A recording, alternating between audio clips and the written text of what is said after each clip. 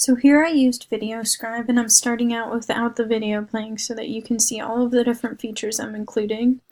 And each of the sections starts with its own animation. So we have the introduction section, the happy section, sad, angry, and tired section. And within each of these sections, here I can zoom in, it allows for you to see different examples for the different subjects. So for example, with the sad section, it has images that enhance the words that are being used, and also when I include the video, I'm going to be talking about all of the different features that are within sadness and how people might look and how people might feel, and even get some suggestions for how we could react to that, which is in the other Prezi that I just made.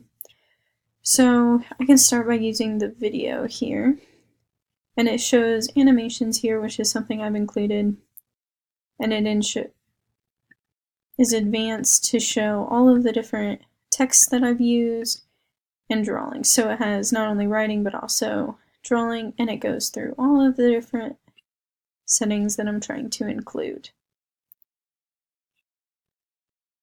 As you can see, it flows through each section to enhance the different images, because the images relate to the words that I have over here and the explanations that I'm adding.